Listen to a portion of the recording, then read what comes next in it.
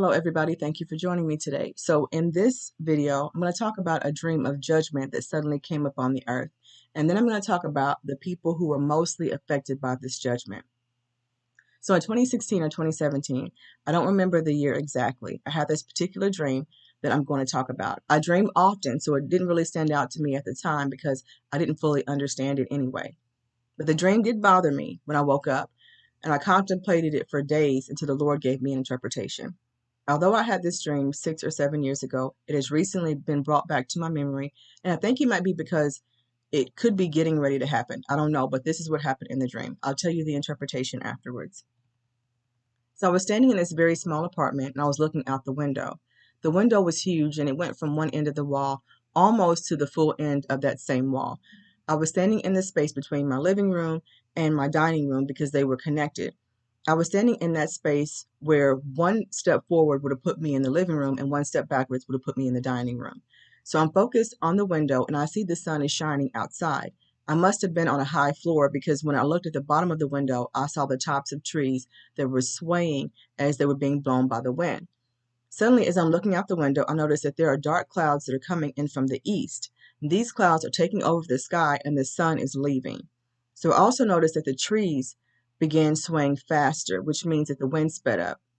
And the way that these trees started to sway was unnatural. It was almost like the ticking of a clock, like tick, tock, tick, tock, tick, tock, and they got faster and faster. So in the dream, the Lord spoke to me and said that I and other people had been praying for judgment to happen to the wicked, and now he was getting ready to judge.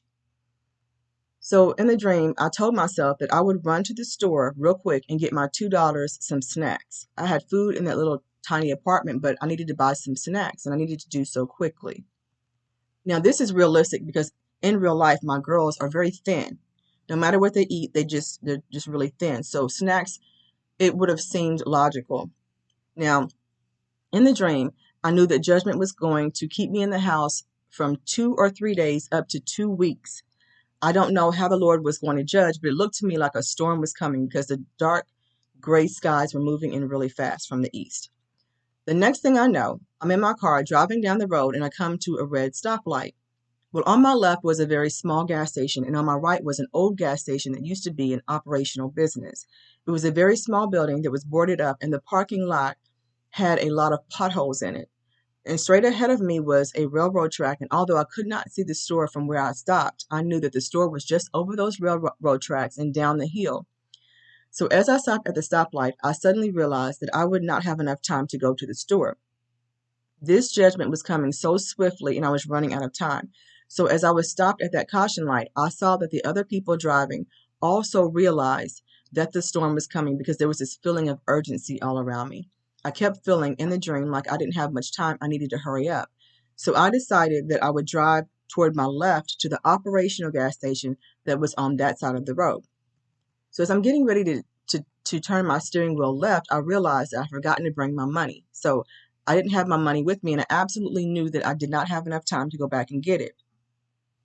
So instead of pulling to the operational gas station on the left, I pulled over to the right instead to the parking lot of the boarded up gas station.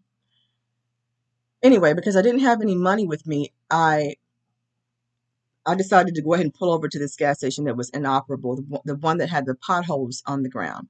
I had both of my daughters in the back seat, and I remembered that my oldest daughter had brought her money with her. So I asked her if I could use some of her money to buy her and her little sister some snacks. It's so ironic that when I looked in my rearview mirror, instead of seeing my daughters in the back seat, I actually saw my own eyes. However, I was still able to see them in the dream, although I couldn't see them through my rearview mirror, because all that I saw looking back at me were eyes.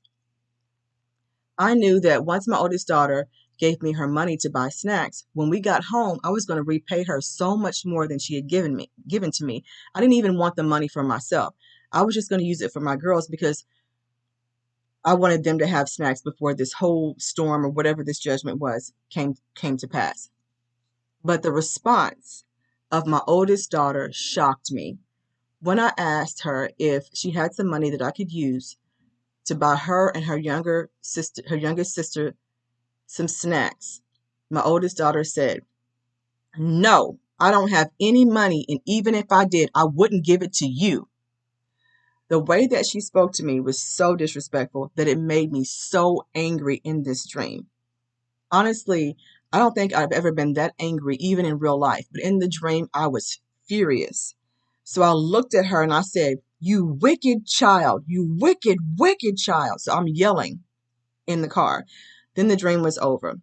So once I woke up, I prayed because I really didn't understand the dream. And this is the interpretation the Lord gave me. In the dream, he told me that I and other people had been praying for judgment, and now he was going to judge. Well, at that time in my life, in 2016, 2017, I had not been praying for judgment. I just now started praying for judgment in 2023.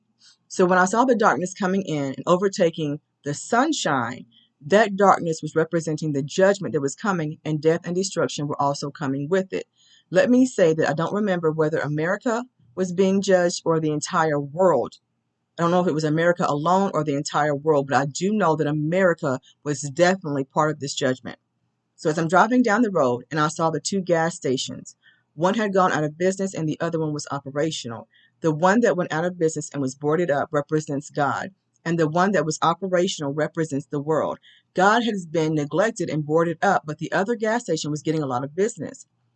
I knew that the boarded up gas station had been there first, but it only went out of business because people stopped going there. So I knew that I could not go across the railroad tracks because I would not have enough time to shop. And I knew that if I didn't return home within a certain amount of time, I would be stuck in this storm or in this judgment. So if I was not at home under protection before the storm come, I would have no time to go back under the protection because the storm was coming in so fast. It happened suddenly. So if I were not ready at home, if I were not already at home, I would have no time to get back there. I'd be stuck. I knew that this wasn't Jesus, the Son, doing this. This was Father Yah, the Father, doing this. So when I realized that I didn't have any money, but my daughter did, I should have been able to rely on her since we were related and live in the same house. However, when I asked to borrow money from her, she rejected me harshly.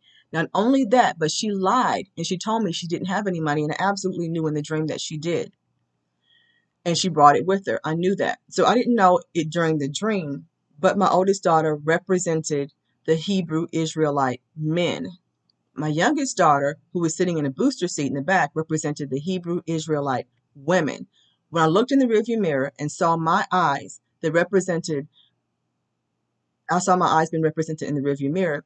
That represented that the Lord was watching and seeing what was happening between the two. In this dream, the conversation was only between me and my eldest daughter. I was aware of my youngest daughter, and I knew that she needed, she wanted snacks too. I was aware of that, but I didn't have the conversation with her. It was only with my oldest. The way that my oldest daughter responded to me was very disrespectful. She raised her voice at me with aggression, and that is why I was so confused when I woke up, because my daughter is so sweet and kind, and I thought that perhaps she was starting to become the type of person that I saw in the dream. But the Lord cleared it up for me and told me the issue was not with my daughter, but with the Hebrew Israelite men. These men are not taking care of the women and children. They are the leaders. Not only did my youngest daughter represent Hebrew Israelite women, but I took notice that she was sitting in her booster seat, so she was also representing the children. The Hebrew Israelite men have been given the authority, but because they have not been honoring their connection to the Most High, they have lost their connection to Him, and many of them even resent Him. They're angry with Him and they're rebellious. And when I asked my oldest daughter if she could give me some money, I never intended to use it for me. It was never for me. It was always going to be for their benefit. I noticed that my oldest daughter seemed to hate my youngest daughter and would even deny herself snacks so that she could avoid her money being used and my youngest daughter benefiting. I knew there was some jealousy that my oldest daughter was feeling, and that was why she was treating my youngest daughter so bad. I knew that in the dream, my oldest daughter also resented my youngest daughter. So once again, I woke up thinking this was going to happen in real life, and I had to pray because I didn't want them to have that type of relationship. The Lord let me know this dream wasn't about my children, but about His. What was odd to me is the way that I responded to my oldest daughter. I've never, ever called her a wicked child, not even until this day. However, in the dream, I called her a wicked child. I knew that if she would have given me her money to use, I would have no doubt doubled or even tripled her money once we got back home. I called her wicked, and that's what I believe the Lord is saying to the Hebrew Israelite men. He's calling them wicked. Not all of them, not all of them, But a lot of them are being called wicked because they have been given authority, yet instead of taking responsibility and accountability, they are blaming the women. My oldest daughter had the money, not my youngest. So in the dream, I saw that my youngest was going to suffer because of the selfishness of my oldest daughter. In the dream, I said, "You wicked child," not "you wicked children." My anger was toward my oldest, and I felt like she knew better. Even in the dream, I felt like she knew better. The way that she treated me was disrespectful, and I wanted to punish her in the dream. The Lord let me know that judgment is coming, and it's coming for the house of Israel first. When we see black men killing each other in the streets, some of that is the judgment of Yah allowing it to happen. When they are killed by police officers, some of that is the judgment of Yah allowing it to happen. When you see that their women have risen above them and make more money, some of that is the judgment of Yah allowing it to happen. They're also out here dating these strange and foreign women. They're acting in rebellion because they have been hurt. The Lord says he knows his sons have been hurt, but they have to return to him for their healing so that they can take their rightful place as leaders of the entire world. Whenever they lead, the rest of our community will follow and we will act accordingly. When God is leading, women have no issues submitting because the rightful people are in their rightful place. The Lord was upset because not only did most of them sever their connection to him, but they have led us into captivity and hold themselves unaccountable. The men are the leaders. Wherever they lead, everybody else follows. They have been given natural authority by Yah himself. If we have been led into captivity and they are our leaders, they led us here. Yet they blame the women for the way things are when they were the ones given the authority. If you get down to the root of a problem, you will understand it all starts with disobedience. Building always overall comes from the men, not the women. They have been given the authority to build and even the authority to tear down. So if someone needs to be built, they have to be the ones, something needs to be built, the men have to be the ones to build it. Now, men will give, if a man gives a woman a seed, of course she multiplies it, but the seed comes from the man. So it always starts with him. The only way that they're going to get the materials to build and the building clearance is through the favor of Yah, the Most High. Yah is angry. So don't be alarmed when you see the house of Israel dropping like flies even before the other nations drop. All of Israel must repent, women included. But Hebrew Israelite men, you have the authority to turn this whole thing around. And you are responsible for keeping the connection to the Most High. Many Hebrew Israelite men claim that women don't submit to them, and it's simply because you don't submit to the Most High. You claim that your girlfriend is not submitting to you, but you haven't married her. Therefore, you haven't submitted to the Most High. You can't fornicate with her and expect her to submit to you when you are not marrying her and submitting to Yah. You hold yourselves unaccountable and then get mad when she won't submit to you. The natural order of things is that the man submits to Yah and the woman submits to the man. How can you expect women to submit to you if you're not first submitting to Yah? Sleeping around with different women and not being married, getting women pregnant, not marrying them, then gaslighting and blaming them for being a single mother is very narcissistic. The Lord is not out of order, so we cannot expect him to bless us when we're also out of order. The Lord is not out of order.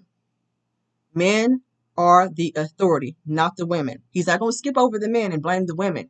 The order is the men are the authority. How can you expect anyone to submit to you if you're not first submitting to Yah? Some of you men will be spared, and I have been praying that most of you are spared, but I know in my heart that only a small percentage of you will be spared. All Hebrew Israelite men and women, yes, women, must humble themselves, seek his face, and stop acting so wickedly. Men, you are our kings, and we love you. We love you. We love you. We love you. We love you. I can say this forever because we absolutely love you. I know that society as a whole does not act that way, but the true Hebrew Israelite women recognize your worth and we love you. And I'm praying for you so that you can take your rightful place before the judgment comes. Don't think the women won't be under judgment because they will also be under judgment because they have free will. But in the dream, I knew that the men were under a harsher, stricter judgment because overall, they were not taking care of the women and children. They were not keeping the relationship and connection with the Most High. They were too busy hating women and children and blaming them instead of taking accountability and rebuilding. And they were the ones given the authority, not men, not the women. Guys, Society is trying to change it to where the women are masculine and the men are feminine, and the women are the authority, but that's not the natural order of God. I have a couple more dreams that I'll be uploading. So if you'd like to be notified of when those dreams are downloaded, uploaded, whatever, please subscribe. Also, hit that like button. There are more videos coming soon. If you'd like to support a Black-owned business, please consider www.burksbooks.com. It is an online bookstore that sells different kinds of books. Also, consider sowing a seed. My Cash App is in the description. I love you, and until next time, take care.